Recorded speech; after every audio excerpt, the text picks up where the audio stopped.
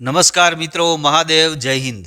ધોરણ 10 વિષય ગણિત ચેપ્ટર નંબર 12 વર્તુળ સંબંધિત ક્ષેત્રફળના લેક્ચર 9માં આપ સર્વે મિત્રોનું ફરી સ્વાગત છે. મિત્રો, આગળના લેક્ચરમાં આપણે વિવિધ આકૃતિઓમાં આપેલા રંગીન ભાગ એમના ક્ષેત્રફળ મેળવતા શીખ્યા. આગળના લેક્ચરમાં સૌથી મહત્વનો એક દાખલો જે પેલો દોડમાર્ગવાળો હતો એ બરાબર તમે વ્યવસ્થિત તૈયાર કરી લીધેલો હશે. હવે અહીં આકૃતિમાં મને દાખલા નંબર 21 આપેલ આકૃતિમાં ઓ કેન્દ્રવાળા વર્તુળના બે વ્યાસ આકૃતિમાં તમે જોઈ શકો, AB અને CD. આ બંને વ્યાસ પરસ્પર લંબ છે અને નાના વર્તુળનો વ્યાસ એટલે આ અંદર જે નાનું વર્તુળ દેખાય એમનો વ્યાસ OD છે. જો OA બરાબર 7 સેન્ટીમીટર હોય તો આકૃતિમાં દર્શાવેલ રંગીન પ્રદેશનું ક્ષેત્રફળ શોધો. આકૃતિ ઉપર નજર ફેરવીએ તો આકૃતિમાં રંગીન ભાગ કેટલો? તો કે એક આ નાનું વર્તુળ અને બીજું આ બાજુએ જે બંને આમ આકૃતિના દ્રષ્ટિકોણથી વિચારો એટલે વૃત્તખંડ કહેવાય. લઘુ વૃત્તખંડ યાદ કરો, લઘુ વૃત્તખંડની વ્યાખ્યા આપણે આપી ત્યારે આ પ્રકારનો આકાર હતો. એ વર્તુળનું ચાપ અને ચાપને સંગત જીવા એમના યોગ ગણથી બનતી બંધ આકૃતિ એટલે વૃત્તખંડ. હવે આપણે જે શોધવાનું છે એ 3 ભાગ જે આપણને દેખાય છે, 2 વૃત્તખંડ અને 1 વર્તુળ. આ ટોટલ 3 ભાગ એ રંગીન દર્શાવેલા છે. એ 3 ભાગનું ક્ષેત્રફળ આપણે શોધવાનું છે. વર્તુળ માટે વિચારીએ, જુઓ આપણને માપ આપેલા છે. OA બરાબર 7 સેન્ટીમીટર. આ OA નું માપ 7. હવે OA, OB, OC અને OD એ મોટા વર્તુળની 4 ત્રિજ્યાઓ છે. એનો અર્થ એમ થાય કે એમના માપ સમાન હોય. તો એ બધાના માપ 7 સેન્ટીમીટર જેટલા હોય. હવે જ્યારે આ નાના વર્તુળની વાત કરતા હોઈએ, કયું વર્તુળ? તો કે જેમનો વ્યાસ OD છે. એ વર્તુળનું ક્ષેત્રફળ મેળવવું હોય તો એમનો વ્યાસ 7 સેન્ટીમીટર એટલે ત્રિજ્યા એમનાથી અડધી, 7/2 સેન્ટીમીટર એટલે એમનું ક્ષેત્રફળ તો મળે. પ્રશ્ન છે આ બંનેનું ક્ષેત્રફળ કેમ મેળવી શકાય? 2 રીત છે અહીં અમારી પાસે. આપણને જે અનુકૂળતા આવે, જે સરળ લાગે એ કામ કરાય. પેલું, આ જેટલું વૃત્તખંડ છે એટલું જ માપનું વૃત્તખંડ અહીંયા છે. તમે વૃત્તખંડ ઉપરથી પણ આગળ વધી શકો અને એમ ન કરવું હોય તો બીજો સરળ રસ્તો આ કે AB એ વ્યાસ છે કે જ્યાંથી વર્તુળના 2 સરખા ભાગ થાય છે. આ બાજુનો જે ભાગ છે એટલે કે અર્ધવર્તુળ છે એમાંથી આ ત્રિકોણ જો બાદ કરી નાખીએ તો સીધા જ બંને લઘુ વૃત્તખંડના ક્ષેત્રફળનો સરવાળો મળે. તમારે અર્ધવર્તુળમાંથી ત્રિકોણ બાદ કરવાનું થાય. અર્ધવર્તુળનું ક્ષેત્રફળ એટલે વર્તુળના ક્ષેત્રફળ ભાગ્યા 2. ત્યાં મારે જરૂરિયાત તો કે વર્તુળની ત્રિજ્યા એ તો આપેલ જ છે. OA નું માપ 7 એટલે OC નું માપ પણ 7 એટલે અર્ધવર્તુળની ત્રિજ્યા તો છે જ આપણી પાસે. બીજું, ત્રિકોણનું ક્ષેત્રફળ એમાંથી બાદ કરવા માટે ત્રિકોણના ક્ષેત્રફળ માટે હાફ પાયો ગુણ્યા વેધ.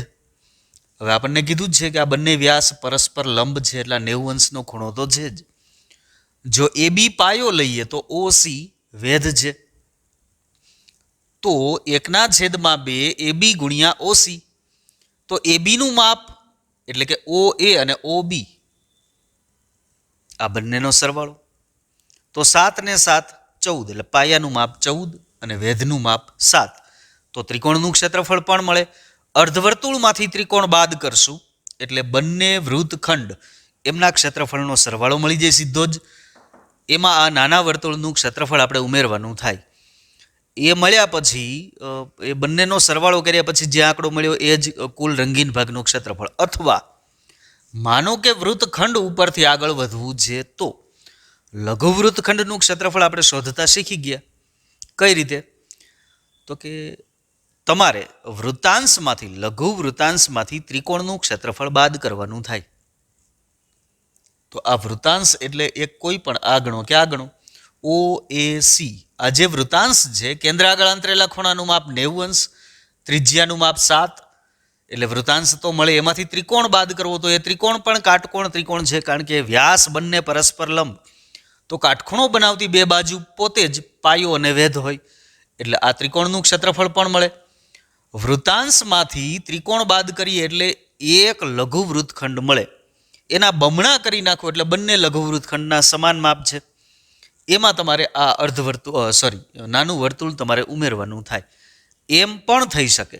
એટલે જે કામ સરળ લાગે એ કામ કરાય. અહીંયા હું અર્ધવર્તુળ, આ તો વર્તુળ તો મેળવવું જ પડે, આ બાજુએ અર્ધવર્તુળમાંથી ત્રિકોણ બાદ કરું છું. એના માટે મારી જે જરૂરિયાત છે કઈ, તો કે ઓ એ, ઓ બી, ઓ સી, ઓ ડી, આ બધાના માપની જરૂરિયાત છે. તો એનો ઉલ્લેખ કરીએ પહેલા કે આકૃતિમાં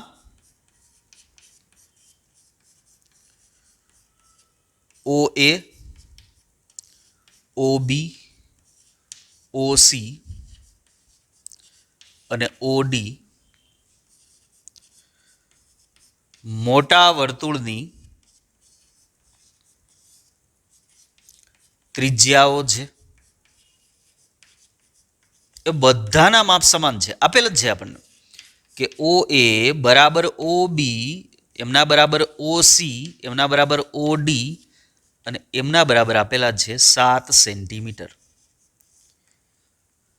ઓકે, આ જે 7 સેન્ટીમીટર મળ્યા એટલે બાકીના એકેય માપના ઉલ્લેખની જરૂરિયાત નથી. બધા જ માપ આપણને મળી શકે એમ છે. દાખલા તરીકે એ બીનું માપ જરૂરિયાત ઊભી થશે ક્યારે, તો કે હું આ ત્રિકોણનું ક્ષેત્રફળ મેળવવા ધારું ત્યારે, કારણ કે એમનો પાયો થાય. તો હું અહીં લખી શકું. એક વધારાની બાબત અગાઉથી મેળવી લઈએ આપણે કે એ બી બરાબર ઓ એ પ્લસ ઓ બી એટલે કે 7 પ્લસ 7.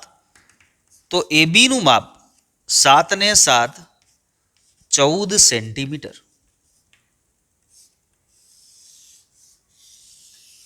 હવે આપણે આ નાના વર્તુળની વાત કરીએ. સૌ પ્રથમ નાનું વર્તુળ એટલે કયું, તો કે જેમનો વ્યાસ ઓ ડી રેખાખંડ છે.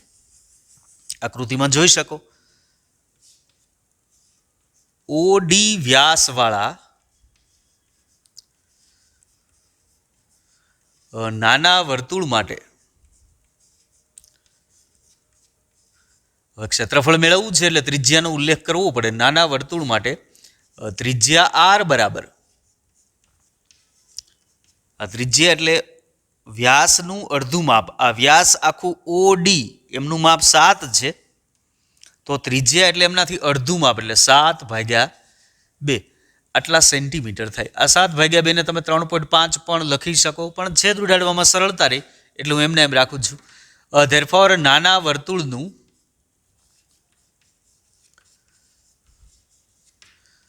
ક્ષેત્રફળ બરાબર પાઈ આર સ્ક્વેર.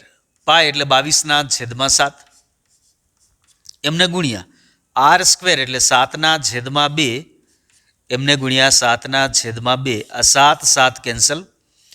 11 2 22 એટલે 11 7 77 એમના છેદમાં 2. 38 દુ 76 અહીંયા 77 હોય એટલે 38.5 આટલા સેન્ટીમીટર એ નાના વર્તુળનું ક્ષેત્રફળ મળ્યું. જુઓ આ ક્ષેત્રફળ છે ચોરસ સેન્ટીમીટર એવો એકમ આવશે. રંગીન ભાગમાં નાના વર્તુળનું ક્ષેત્રફળ મળ્યું. હવે આપણે મોટા વર્તુળમાંથી ત્રિકોણ બાદ કરવાનું રહ્યું એટલે આ બંને વૃત્તખંડ મળશે. તો મોટા વર્તુળ માટે જ્યારે વાત કરીએ ત્યારે એટલે એ બી વ્યાસવાળા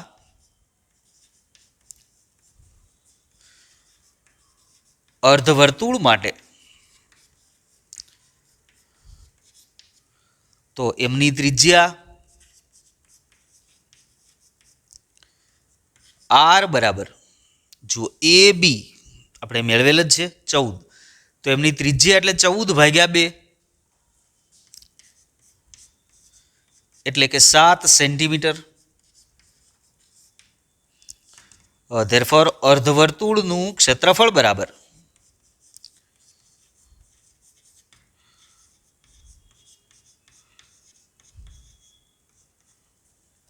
પાઈ આર સ્ક્વેર. આ આખું વર્તુળ એમને ભાગ્યા 2 એટલે અર્ધવર્તુળ. એમની જો કિંમત મૂકીએ તો પાઈ એટલે 22/7 ઇઝ ઇક્વલ ટુ આ 22/7 એમને ગુણ્યા આર સ્ક્વેર, આર એટલે 7 ગુણ્યા 7 અને એમના છેદમાં છે 2. આ 7 7 કેન્સલ, 11 2 22 અને 11 7 77. આટલા ચોરસ સેન્ટીમીટર એ મોટું જે અર્ધવર્તુળ છે આ એમનું ક્ષેત્રફળ મળ્યું. આપણે લઘુવૃત્તખંડના ક્ષેત્રફળ જોઈએ છે, એમના માટે તમારે આ ત્રિકોણનું ક્ષેત્રફળ બાદ કરવું પડશે. કયો ત્રિકોણ? તો કે ત્રિકોણ ACB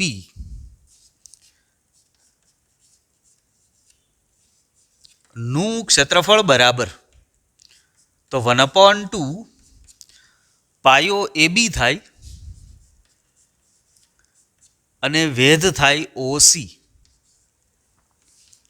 is equal to 1/2 AB પાયો, એબીનું માપ 14 સેન્ટીમીટર, એમને ગુણ્યા OC એટલે એ વર્તુળની ત્રિજ્યા છે જેનું માપ 7 સેન્ટીમીટર આપેલ જ છે. આ 7 2 14 સત્યુ સત્યુ 49 આટલા ચોરસ સેન્ટીમીટર.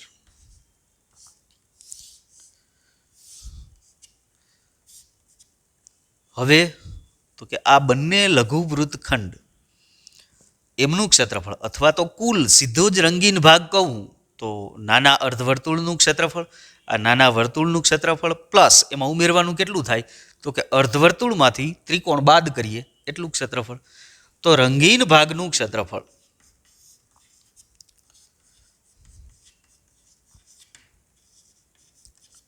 બરાબર નાના વર્તુળનું ક્ષેત્રફળ એમાંથી બાદ.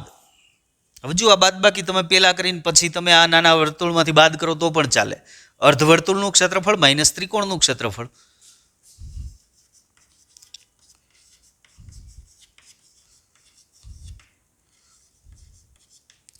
માઇનસ ત્રિકોણનું ક્ષેત્રફળ.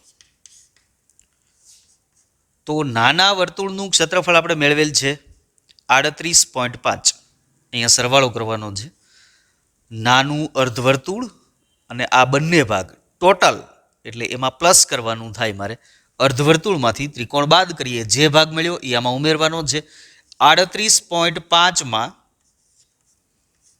ઉમેરવાનું છે અર્ધવર્તુળનું ક્ષેત્રફળ એટલે 77, એમાંથી બાદ કરવાના થાય છે અર્ધવર્તુળ એટલે 49 ઇઝ ઇક્વલ ટુ 38.5 પ્લસ 77માંથી 49 બાદ કરવાના છે, 50 ગણીએ તો આ 27, 27 ને એક વધારાના અહીંયા 28, આ 8 ને 8 16 ના 6 વધી 1, 3 ને 3 6, 66.5 ચોરસ સેન્ટીમીટર.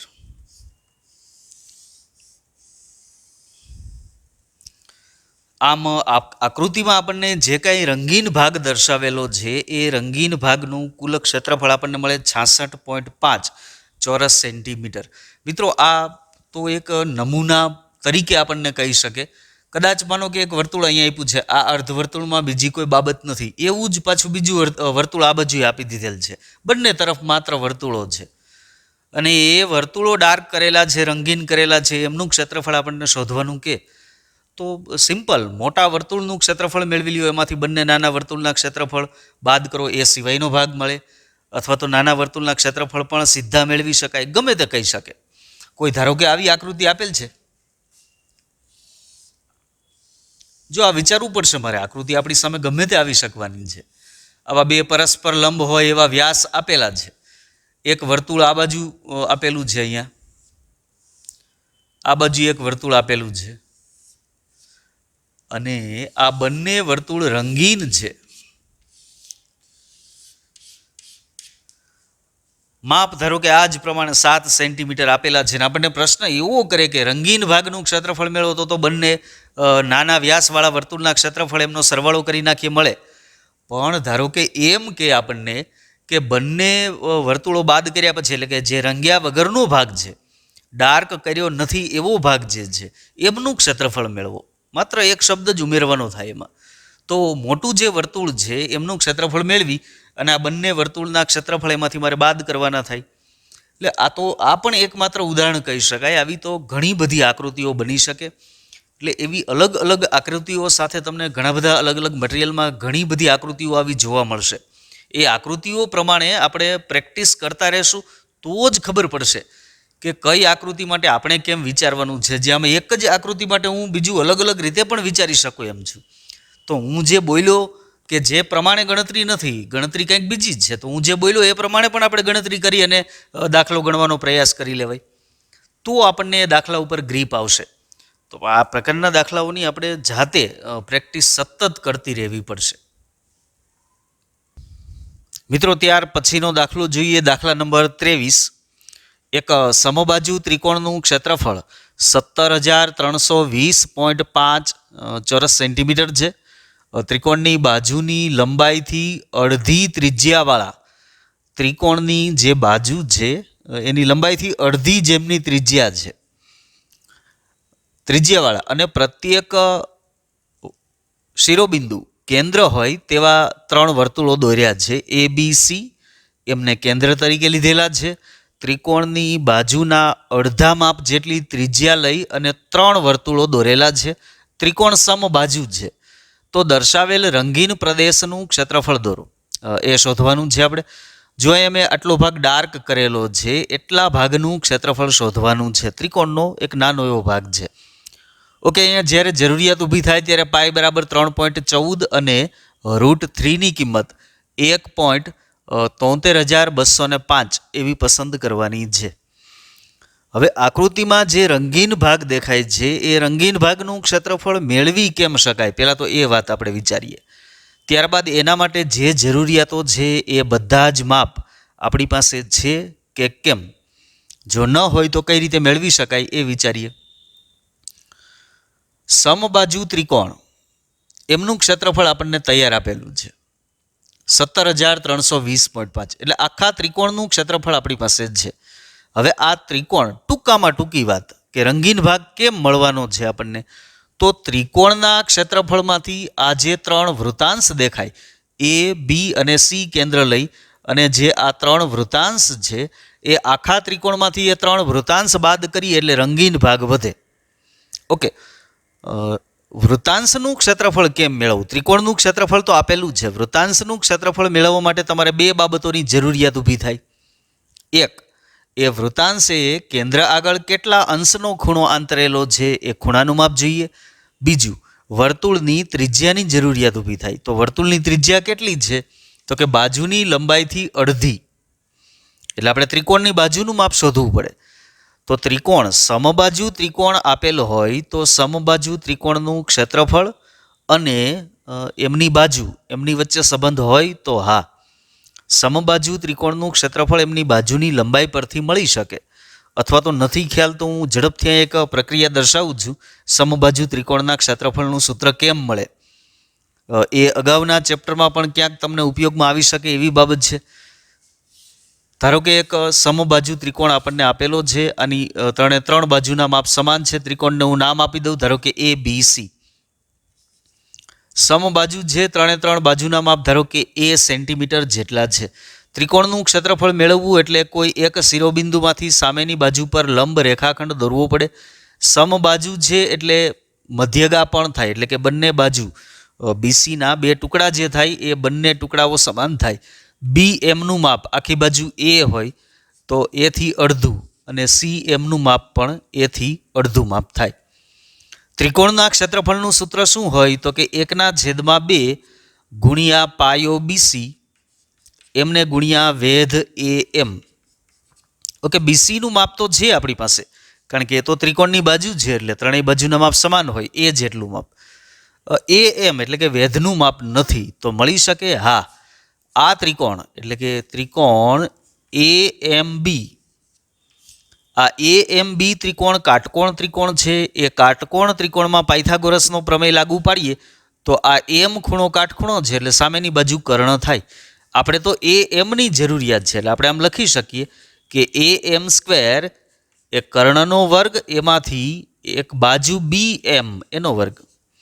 હવે કર્ણનો વર્ગ એટલે એ સ્ક્વેર, એ તો બાજુ છે, અને બી એમ એટલે એના છેદમાં 2 એનો વર્ગ. તો a square minus a square by 4. લસા લ્યો તો 4a square minus a square એમના છેદમાં 4, એટલે કે 3a સ્ક્વેર એમના છેદમાં 4. આ મળ્યું એ એમ સ્ક્વેર. તો એ એમ એટલે કે વર્ગમૂળ લઈએ તો 3નું વર્ગમૂળ ન નીકળે, √3, 4નું વર્ગમૂળ 2 અને એ સ્ક્વેરનું વર્ગમૂળ એ. આ વેધ સમબાજુ ત્રિકોણનો વેધ √3/2 ઇન્ટુ એ. હવે આપણે ક્ષેત્રફળ જો મેળવવું હોય કે ત્રિકોણ એબીસીનું ક્ષેત્રફળ, તો 1/2 ગુણ્યા પાયો બીસી ગુણ્યા વેધ એ એમ, તો 1/2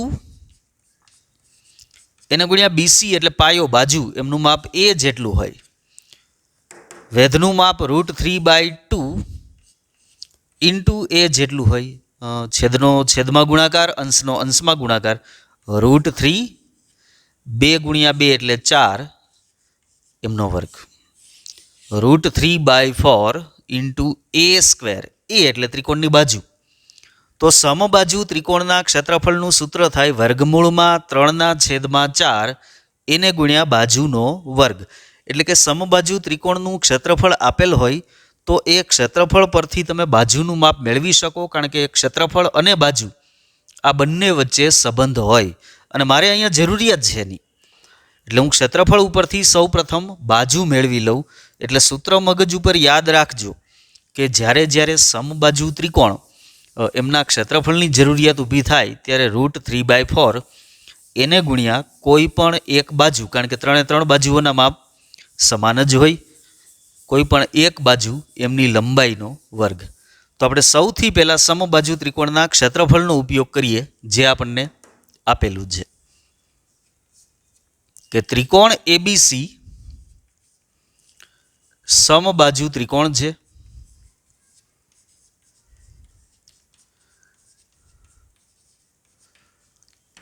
Therefore, ત્રિકોણ એબીસીનું ક્ષેત્રફળ, હવે ક્ષેત્રફળ આપેલું છે 17,320.5. પણ સમબાજુ ત્રિકોણના ક્ષેત્રફળ વિશે એનું સૂત્ર આપણે જાણીએ છીએ, √3/4 ગુણ્યા કોઈ પણ બાજુ. અહીંયા આપણી પાસે 3 બાજુ છે, એબી, બીસી અને એસી. કોઈ પણ એક બાજુ લઈ લેવાની, તો એબીનો વર્ગ 17,320.5. હવે માત્ર એબીની જરૂરિયાત આપણે હોય તો આ બાજુએ એબી સ્ક્વેર એમના બરાબર 17,320.5 એમના છેદમાં આ 4 એ અંશમાં આવશે, અહીંયા ગુણાકારમાં, છેદમાં આવશે √3. હવે જુઓ √3ની કિંમત ત્યાં આપેલી છે આપણને 1.73,205. Therefore, AB square. આના પોઈન્ટ દૂર કરું તો 1,73,205 એને ગુણ્યા 4 એમના છેદમાં આ એક આંકડા પછી પોઈન્ટ એટલે એમના 10 અહીંયા છેદમાં લખીએ, એને ગુણ્યા √3માં તમે જુઓ એમના પણ હું પોઈન્ટ દૂર કરી દઉં છું. તો પોઈન્ટ પછી કેટલા આંકડા છે? 1, 2, 3, 4 અને 5. એટલે ત્યાં પણ 1,73,205. તો એમના અંશમાં આપણે અહીંયા છેદમાં આવે, છેદનો છેદ અંશમાં, પણ એકની પાછળ 5 મીંડા આવશે એટલે 1,00,000. આ બંને કેન્સલ, 1,73,205. અહીંયાથી એક એક મીંડું કેન્સલ, 1, 2, 3 અને 4 એટલે કે 10,000ના 4 ગણા એટલે 40,000 થયા. કોણ? તો કે એબી સ્ક્વેર.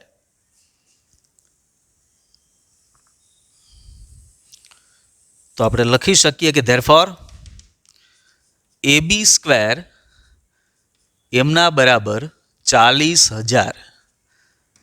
ધેરફોર એબી 40,000નું જો વર્ગમૂળ લઈએ તો એ વર્ગમૂળ થાય 200. 2નો વર્ગ 4 અને 2 મીંડા છે એટલે 4 મીંડા થાય એટલે 40,000. એબી બરાબર 200 સેન્ટીમીટર થયું. આ આપણને મળ્યું ત્રિકોણ એબીસીની બાજુની લંબાઈ, એટલે એબી ગણો કે બીસી ગણો કે એસી ગણો, ત્રણે ત્રણના માપ 200 સેન્ટીમીટર મળ્યું. ઓકે, હવે આપણી જરૂરિયાત કઈ છે? તો કે ત્રિકોણની બાજુની લંબાઈ મળી ગઈ. આપણે તો ખરેખર વૃતાંશ, આ જે ત્રણ વૃતાંશ છે એ ત્રણ વૃતાંશના ક્ષેત્રફળ શોધવા છે, અને વૃતાંશના ક્ષેત્રફળ માટે ખૂણો અને ત્રિજ્યાની જરૂરિયાત છે. હવે સમબાજુ ત્રિકોણ છે એટલે ખૂણાનું માપ તો 60 અંશ જ હોય, ત્રણે ત્રણ ખૂણા 60 ના થાય. ત્રિજ્યા એટલે બાજુથી અડધું, રકમમાં કીધેલ જ છે બાજુથી અડધી લંબાઈ. હવે બાજુ મળી એટલે આપણને ત્રિજ્યા પણ મળે. તો આપણે લખી શકીએ કે એ, બી અને સી જેમના કેન્દ્રો છે તેવા એ, બી અને સી કેન્દ્ર આગળ બનતા વૃતાંશ માટે, આ વૃતાંશ માટે બે બાબતોનો આપણે ઉલ્લેખ કરવો પડે કે ત્રિજ્યા આર બરાબર 200/2, બાજુથી અડધું માપ એટલે કે 100 સેન્ટીમીટર, અને બીજું થીટા એ આવશે 60 અંશ. અહીં કારણ આપવું હોય તો આપી શકાય, કારણ કે એ સમબાજુ ત્રિકોણ છે એટલે.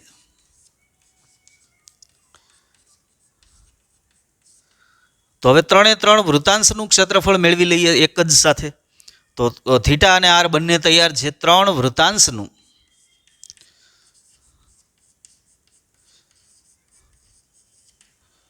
ક્ષેત્રફળ બરાબર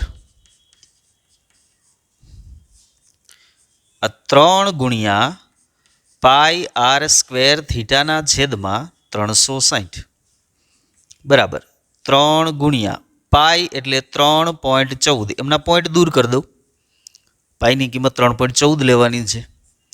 એમને ગુણ્યા આર સ્ક્વેર, આર એટલે 100, સ્ક્વેર છે એટલે 100 ગુણ્યા 100, એમને ગુણ્યા થીટા એટલે 60 અંશ. આ બધાના છેદમાં આ 3.14 100 અને એમને ગુણ્યા 360. છેદ ઉડતા હોય એટલા છેદ ઉડાડીએ તો આ 100 કેન્સલ, 6 6 36, 3 2 6, અને આના અડધા 157, 2 વડે ભાગીએ એટલે તો 157, અને અંશમાં વધ્યા 100 અને 157, બેનો ગુણાકાર કરશો એટલે પાછળ માત્ર 2 મીંડા લગાવવાના થાય, 15,700. ત્રણ વૃતાંશનું ક્ષેત્રફળ મળ્યું આટલા ચોરસ સેન્ટીમીટર. ઓકે, હવે તમારી પાસે ત્રિકોણનું ક્ષેત્રફળ છે, આખું ત્રિકોણ સમબાજુ ત્રિકોણનું ક્ષેત્રફળ આપેલ જ છે. ત્રણે ત્રણ વૃતાંશનું ક્ષેત્રફળ પણ તમે મેળવ્યું. ત્રિકોણના ક્ષેત્રફળમાંથી ત્રણ વૃતાંશનું ક્ષેત્રફળ બાદ કરો એટલે રંગીન પ્રદેશનું ક્ષેત્રફળ મળે. તો એ બાદબાકી માત્ર કરવાની બાકી રહી.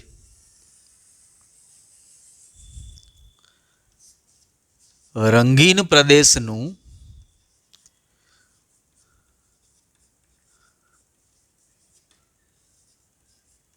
ક્ષેત્રફળ બરાબર ત્રિકોણનું ક્ષેત્રફળ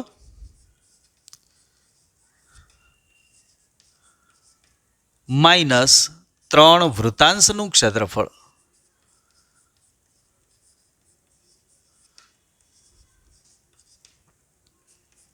ત્રિકોણનું ક્ષેત્રફળ આપેલું છે 17,320.5, એમાંથી બાદ ત્રણ વૃતાંશનું ક્ષેત્રફળ મળ્યું 15,700. હવે અહીંયા પોઈન્ટ પછી કોઈ આંકડો નથી, તમે લખી શકો 0.0.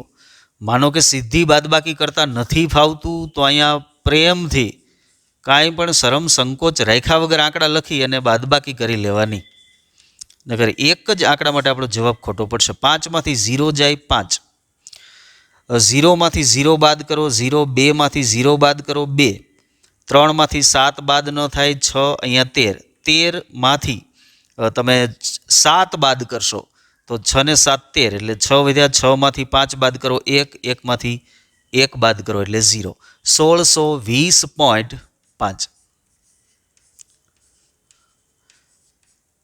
આટલા ચોરસ સેન્ટીમીટર. છેલ્લે મિત્રો એક વિધાન લખવાનું કે આમ રંગીન પ્રદેશનું ક્ષેત્રફળ 1620.5 ચોરસ સેન્ટીમીટર છે. મિત્રો બહુ વિચારપૂર્વકના આંકડાઓ આપેલા છે. તમે જોયું હશે કે કેટલી સરળતાથી અહીંયા છેદ ઉડી જાય છે. અહીંયા જુઓ ક્ષેત્રફળ મને આપ્યું 17,320.5, તો ત્યાં √3ની કિંમત સામાન્ય રીતે 1.73 જ આપેલ હોય, પણ અહીંયા સરળતા લેવા માટે આંકડાઓ બંને એકના એક જળવાઈ રહે એ માટે 1.73,205 આપી દીધેલા છે. તો આવું કંઈક સરળ હોય જ જ્યારે આવી અઘરી રકમ દેખાતી હોય ત્યારે. પણ જો એમાં પણ આપણે કંઈક મિસ્ટેક કરીએ, સાદુરૂપ આપવામાં આવી રીતે ક્યાંક ભૂલ કરી ગયા, તો ઉલટાનું કામ આપણે અઘરું બનાવી દેતા હોય. એટલે શાંતિથી વ્યવસ્થિત રીતે હંમેશા દાખલો ગણવાનો, મગજને બરાબર કોન્સન્ટ્રેટ કરી અને પછી જ કામ શરૂ કરવાનું. ખોટી ઉતાવળથી એકાદ સ્ટેપમાં પણ જો ભૂલ કરી ગયા તો વાત પૂરી થઈ જશે. બરાબર? એટલે બરાબર વારંવાર એમને પુનરાવર્તન પણ કરતા રહેશો.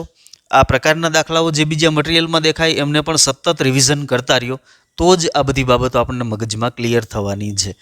ઓકે, તો આ લેક્ચરનું કામ અહીંયા સુધી રાખીએ છીએ. આના જેવા જ અલગ આકૃતિઓ સાથેના અન્ય દાખલાઓ સાથે બીજા લેક્ચરમાં મળીએ છીએ. અસ્તુ. ઓમ સાઈનાથ.